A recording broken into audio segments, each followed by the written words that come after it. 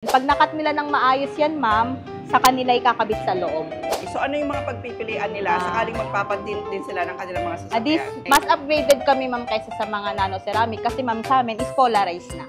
Miss Angel, bigyan mo naman ng idea yung mga ka-best finds natin. Magkano ang inaabot pag gusto mong magpa-change ng tint?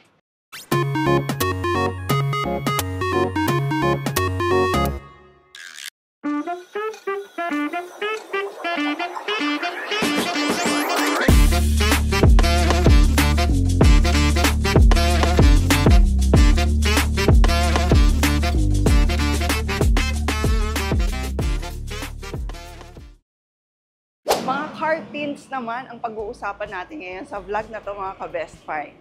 Alam nyo ba na depende pala sa budget nyo or preferences nyo na mangyari sa inyong mga sasakyan? May iba't ibang klase ng car tints pala na pwede nyong pagpilian. At yan ang isi-share natin ngayon sa ating vlog. So alamin din natin kung ano-ano ang mga prices nito, paano ang installation, pwede rin palang mix and match sa mga car tint, at gaano katagal ang hihintayin nyo sakaling magpapa-change kayo ng inyong mga car tint. So, ang binisita naman natin for this vlog ay ang Glacier Films. Nandito to sa Caloocan City. At ang specialization talaga ng talyer na to ay magpalit talaga ng mga tint ng mga sasakyan. So, sa mga hindi pa nakasubscribe sa ating channel, Best Finds TV, huwag niyo pong kalimutang mag-subscribe and hit the notification bell dahil marami po yung Best Finds na malalaman dito. So, ang kasama naman natin ngayon para sa vlog na to ay si Miss Angel ng Glacier Films. Yes. Ayan. Si Miss Angel yung mag-explain sa atin tungkol sa mga sinabi ko sa iyo mga ka-best finds na iba't ibang klase ng tints pala. No? Yes, ma'am. Ang issue talaga ng sasakyan namin sa ngayon, parang feeling ko naging mainit na sa loob kasi Yes, medyo matagal na rin siya. Yung tint ng so Tama nag-fade na siya. Tama ba ako sa assumption ko na umiinit siya in the long time pag medyo luma na yung tint? Bali, ma'am, kasi kung ordinary tint lang talaga yung tint na nakalagay dyan sa unit nyo, is talagang mainit siya, ma'am. Bali, may heat rejection man siya, pero mababa lang siya. Unlike sa mga nano-ceramic tint, ma'am, na 95 to 99% talaga yung heat rejection niya. Etong nano-ceramic tint, eto yung pinakauso ngayon no, Yes, na ma'am. naririnig. Mas upgraded kami, ma'am, kaysa sa mga nano-ceramic kasi, ma'am, sa amin is polarized na. Ayan, polarized nano-ceramic tint. Polarized, narinig ko lang yan sa mga sunglasses. Salamin, ma'am, diba, sa sama. Yes, ma'am. Ngayon, ma'am, is nauso na siya sa mga tint. Mataas na yung anti-glare niya para pagka may kasalubong kayo na malakas ang LED light, sa windshield, pagka ordinary tint kasi, ma'am, may mga glare na sumusulpot. Ito, ma'am, pag ito na yung nakalagay is wala naman na. Talaga? Ganun, yes. Tapos anti-silaw na rin siya, ma'am, sa init. Then, yung heat rejection niya nga, ma'am, mataas. Kaya mababawasan talaga yung init sa loob ng unit nyo. So, ibig mo sabihin, even yung mga tints ng mga sasakyan nyo, paglabas nyo, kunyari brand new, Yes. hindi pa yun yung maganda talaga na tint na may 99% heat Yes, rejection. ma'am. Depende, ma'am, sa ilalagay ng kasa. I mean, ganun. Okay. Pero karamihan kasi sa kasa, ma'am, since free, so ordinary tint lang Ordinary siya. tint lang. So, ano yung mga pagpipilian nila sakaling magpapatint din sila ng kanilang mga sasakyan? This mga Obsidian series, this is the light, the medium, dark, and the super dark. Yung heat rejection niya po is same lang naman. Bali, nagkakaiba-iba lang po sila sa visual light transmission. Light si dark is 35%. Ano yung visual light transmission? Visual light transmission, ma'am, yung liwanag na makikita sa loob ng unit. Okay. So, 35%, si medium is 25%, si dark is 17%, then si super dark is 5%. Hindi ba delikado ang super dark pag kunyari gabi? Hindi siya advisable for windshield Oo. kasi nga po sa gabi is madilim na siya. Lalo na po Okay. kung bumabiyahe ng long drive as sa mga Yes, probinsya, correct. wala namang mga street lights. Oo. Hindi katulad dito sa Metro Manila po na meron. Pero mahirap pa rin po siya kasi 5% na lang po yung visual light niya. Tapos, meron din kayong greenish. Greenish and bluish. Bluish. This is the lucid series naman po. This is the greenish is 75% po yung visual light and the bluish is 75%. Yung pinagkaiba lang nila, ma'am, is sa color talaga. Ito yung Pagka mga kinabit maliwanag lang, talaga. yes, kita po talaga kayo dyan sa Sino yung loob. mga nagpapalagay niyan? Yung kalimitan nito, ma'am, yung mga vintage car, yung mga matatagal na talaga? unit. Tapos Okay. minsan, ma'am, sa mga Civic, ganon. Yung Oo. mga pinangka-car show, Mas gusto nila yung kita yung makita yung loob. loob, ma'am. Nice. Tapos, ang maganda, kasi yung IRR niya, infrared to, di ba? Opo, infrared Oo, heat lahat rejection. halos sila. Nasa Same. 95 to 99%. Yes po. Oh, so, kahit hindi ka naka-sunblock. Yes po. Di ba kasi Mahihit na matindi talaga raw, siya yung mas matindi yung niya, UV ma'am. rays galing sa salamin. Yes. di ba? Kaysa yung UV rays na pag nasa Outside ka, outdoor ma'am. Yes po. Okay, nice pala. So, sa lahat ng yan, ano yung pinaka-recommended mo? Kasi sabi mo kanina, pwede ring mag-mix. Yes, ma'am. For mix shade, for gusto ng privacy po, is super dark sa side, then medium or dark sa windshield. Nano ceramic naman nga po siya. Dark outside, clear inside naman po siya compare sa mga ordinary tint na dark outside, dark din sa inside. So, nakikita mo yung nasa labas mo ng maliwanag, Pero kayo po, ka hindi kayo masyadong makikita. Yun daw yung kaibahan ng nano Ng ceramic ceramic. ngayon. Yes. So, ayan sila kuya, ano ang ginagawa nila ngayon? Bali yan, ma'am, ang ginagawa nila ngayon is nagpa-pattern sila ng tint. Bali, iniinitan muna nila, ma'am, para makat nila ng maayos. Then, pag nakat nila ng maayos yan, ma'am, sa kanila ikakabit sa loob. So, paano kami katulad namin, naka-dashcam kami? Yun, So, ma'am. paano yun? Bali, sa dashcam, ma'am, is tatanggalin siya for 3 days. Kasi, ma'am, hindi siya pwedeng i-install ng bagong kabit yung tint kasi may possibility hindi dumikit yung tint sa salamin. Okay, so So, ikakabit kailangan namin after 3 days. After 3 days, ma'am. Paano naman yun, Miss Angel? Katulad niyan, meron kaming RFID sa harap ng windshield. Paano yun? Bali, ma'am, sa RFID naman po is works well naman po siya once na makabitan namin ng polarized nano ceramic tint.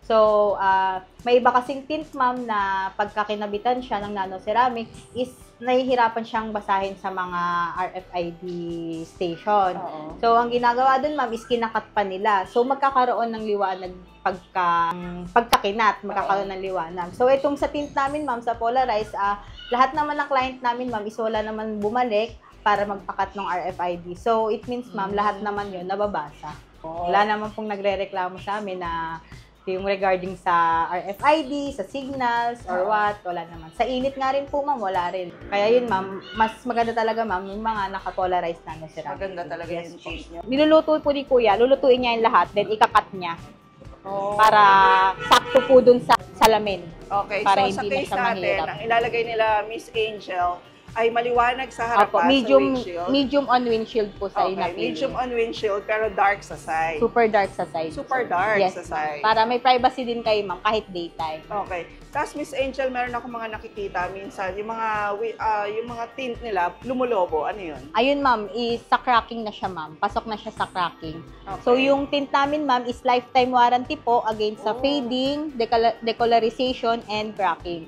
So, once na mag-fade, ma'am, mag-decolorization, and mag-crack, ibalik lang sa amin, ma'am, basta dala yung warranty form na ibibigay namin, papalitan po namin siya for free. Lifetime yun? Yes, ma'am. Oh, Lifetime po. So, etong Glacier Films, gaano karami ang branches mo? Meron po kami sa, Caloocan po yung main namin.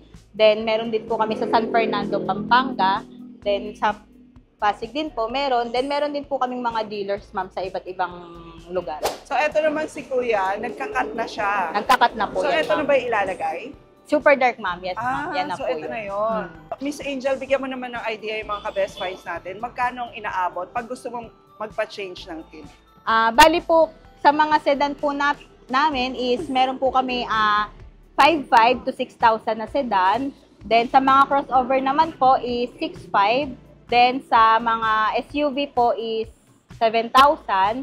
Then sa mga van, 8,500 to 9,500. Ba't iba-iba? Yes, ma'am. Depende po kasi sa salamin. Sa mga salamin. Kasi mas malaki po yung salamin, mas marami pong tint na magagamit. Oo. Opo. Tapos buo na yun. Yung Buo na pinag-usapan po natin. yun. Yes, ma'am. Bali yun po, may additional price po kami for mix shade, additional 1,500. Pero may less naman po kami na less 500 for single shade and less 1,000 for mix shade po. So additional 1,500, pero ililess mo rin ng 1,000? Yes po, for So, mix shade. so parang additional 500 na lang? Yes, ma'am. So ito additional 500 lang? Yes po. Na-advise mo ba na kahit na bago pa yung sasakyan ko, magpalagay ako ng ibang tint or magpa-change ako ng tint? Kung galing ka sa ma'am yung mga tint or kaya nagpe-fade na, much better, ma'am, kung palitan na rin talaga siya ng mga polarized nano ceramic tint. Polarized? Yes, ma'am. Pag kunyari yung mga old tint, ano naman ang dito? Yun, ma'am. Sa mga old tint, ma'am, is nag-a-add kami ng 300 pesos, ma'am, pagka yung nagpe-fade na siya, nagkukulay violet, then nagka-cracking. Sa ganun, ma'am, nag-a-add kami ng 300 pesos para sa old tint removal. Yun naman po is mapupunta sa mga tinter na hindi po sa shop. Oh, okay. Kasi sila po ang maglilinis ng mga salamin. Oo, saka ang maganda dito kay Glacier Films, forever. Okay. Yes po, Lifetime may lifetime. warranty yung Yes, sasakyan nyo, yung carton Yung nyo. carton po. At bilang pa-freebies naman, magbibigay din ng Glacier Films ng acid rain removal sa inyong mga unit at magpe-perform din sila ng Back to Zero. Sa SUV, pag ito yung ginawa, gaano katagal yung installation? Ang installation po namin is ano siya ma'am, ng 2 to 3 hours.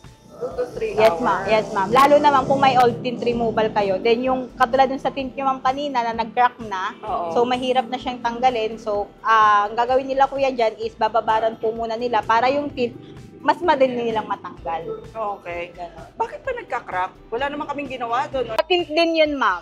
Baka ordinary tint nga lang yun. Then sa sobrang bilad, Oo, yun. Possible, opo, no? possible ma'am. Yun, kaya siya nagaganon. Kaya ma'am yung tint namin, kahit ibilad mo ng matagal ma'am or ano, hindi siya magaganon ma'am. Talaga ba? Yes ma'am. Kasi lifetime warranty nga po kami against sa fading, decolorization, and cracking. So, Ganun tested tint. talaga Yes yung po. tint dito sa Glacier Yes Films. Ito ma'am, itong isang car dito, tapos na siya. Yes ma'am. Ito ba yung super dark? Yes. Dark lang ma'am. Dark. Dark lang? Yes. O kahit pala yung dark lang, okay na, no? Yes po. Kasi as in, hindi mo na siya kita, Kita from outside. Pero ma'am, once na pumasok ka sa loob, clear po siya inside. Talaga ba? Yes po. Kahit night drive ma'am, safe. Okay lang. So ayan mga ka-best finds, I hope na marami kayong natutunan sa ating vlog ngayon. Ayan, nagkaroon kayo ng idea kung ano yung pinakamagandang tint na applicable sa inyong mga sasakyan at nagkaroon din kayo ng idea sa prices o sa budget na dapat nyong i-allot. Yes ma'am. Okay, so dito sa Glacier Films na matatagpuan nyo sa Caloocan City, pwede kayo magpalagay ng kanilang usong-usong polarized nano ceramic tint at lifetime yung kanilang warranty na binibigay. Come and visit sa Glacier Polarized Nano Ceramic Tint dito sa South Caloocan. Located siya sa Dagat-Dagatan, corner Lapu-Lapu.